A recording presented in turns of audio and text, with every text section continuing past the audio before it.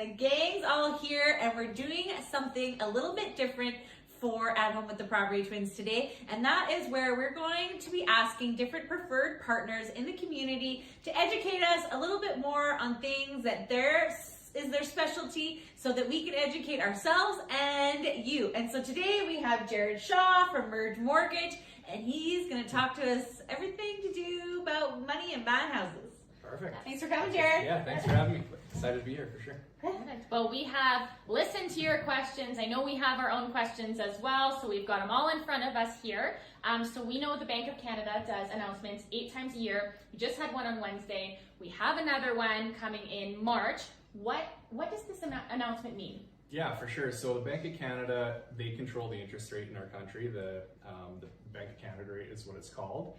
Essentially what's happened in the last year is we've had 8 increases in the last year, and that's the most the Bank of Canada has ever increased rates in the history of our country. Oh my gosh. So absolutely unprecedented times what we saw last year. But what happens with that, they use that rate to control inflation. Inflation is pretty high right now. I was actually just out for lunch with a friend, and they said the steak that they used to buy at Costco used to be about $90 for a beef tenderloin. Now it's $210. So that's the reflection of inflation. So basically the Bank of Canada increases the overnight rate in order to control that inflation, okay? So what's happening right now is the Bank of Canada has come out and said inflation is now more or less under control. So they hope that rates actually start coming down here in the next few months. The announcement that we had last week essentially just said that rates are going to stay flat for the next 3 to 6 months, and then hopefully towards July, August, and summertime, we should see that rate to start to come down. Until it does, for a variable rate mortgage, that's where it impacts you if you have like a line of credit, a home equity line of credit, your credit cards that are pegged to the prime rate. And then other than that, it's really just a mechanism to control inflation.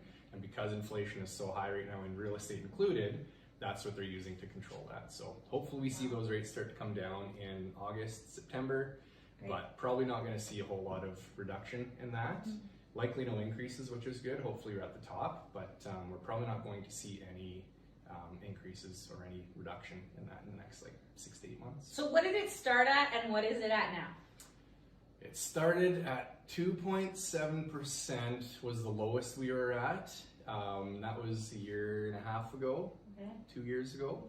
We are now at the prime rate of Canada is 7.2%. So it's come up nearly, actually it might have been 2.25, don't quote me on that, but it's very low, and now we're very high. So it's come up pretty much 5% in the last 2 years. And it's greatly impacting people's mortgages, because when you have a variable rate mortgage at prime -1, your rate was like 1%. Now you're renewing into a 6-7% interest rate. I've had clients call me that their payments have gone up $2,000, $3,000 a month. People don't budget for that. Nobody's prepared for that. So, some questions that we get asked a lot are like, what are your fees? What's associated? Who pays? So give us a little bit on that. Yeah, for sure. So as a mortgage broker, it actually irks me a little bit when I see other brokers saying, hey, we're totally free. Like, we don't work for free. We do get paid. There's no direct fees, let's call it, but I'll start just with the fees of using a broker versus your bank. There's really not a whole lot of difference. You're always going to have your legal fees.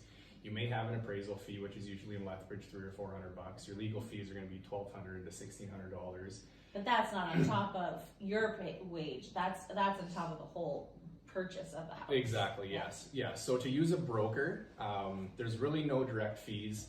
We do get paid by the bank, so that our clients don't pay us directly, but to say we are free, it's misleading a little bit. Yeah. You're absolutely paying for us through your interest rate, but it's no different than you going to your bank and borrowing money at 5% or whatever. You're paying interest to somebody. The bank uses that to pay their staff, versus in this case, the bank uses that to pay us. Right. So there's no direct fees, and ideally we save you money by getting you the best interest rate that's on the market versus going to your bank and you have you're subject to using one interest rate, your bank's interest rate, versus us who have pretty much access to every bank in the country. And like, how many options do you have? Hundreds, if we want. And a bank would have one.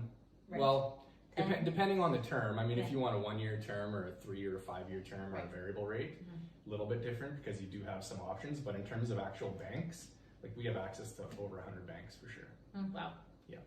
A lot more options than depending on what suits your scenario, whether it's like an acreage, a mobile home. Maybe you can talk a little bit about those Yeah, things. absolutely. So if you are looking for, say, an acreage or a mobile home, there's definitely banks that will do those. Lots of banks won't even touch those. Right. Lots of banks will allow you to have the acreage. They'll give you value for one property, one dwelling on the property. Tell me about it. I know, we see them all the time. But one building on the property plus 5 acres. In southern Alberta, we have lots of properties that have one house, maybe 2 houses. They have a Quonset, they have a heated shop. Got a And a lot of the barn. banks will not allow you to have access to that. So if you walked into, let's say, a green bank or a red bank or something like that, one of the big 5, most likely they don't have a program for that.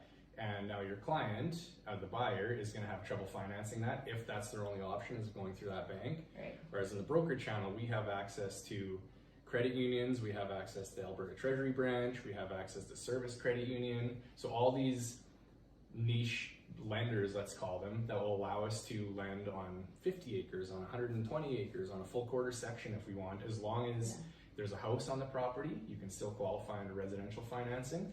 And also there's programs out there, they just call it really clever, an outbuilding program, where if you have an outbuilding and we want to finance the value of that outbuilding, the bank will give us value for that outbuilding, as long as there's only one. Right. So then they do that as like kind of like a side loan then? No, Or they can do it's, it all together? yeah, it is all together. They take the value of the home, the land, and one outbuilding, Okay. and then put that all into one mortgage. If there's other things like you have a Quonset and then a nice big heated shop or something, they probably won't give you value for both of those, whereas you probably have to finance that one separately, either by way of your own cash or by borrowing separately for that through your bank or a different bank, but the bank will not give you mortgage financing on that second. It's so important because we do sell small acreages, all different kinds of properties, and there are different rules, and it's hard to explain to somebody like, well, you maybe had an appraisal done that came in at this amount at 500,000, but when the bank gets in there and the way that they appraise it, they have totally different rules, and it only appraises at 400,000. So it's a hard pill to swallow, but that's why we have to work with all the different options out there to get Absolutely, big and costs. that again comes down to if you're using your bank and only your bank, Yeah. unless it's one of the few banks that actually have a program for that, they're going to say no, you can't do this.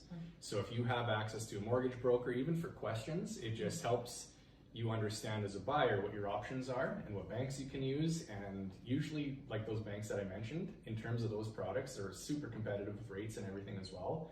They want to be better than the big banks, so they're always trying to compete and do different things. So Great.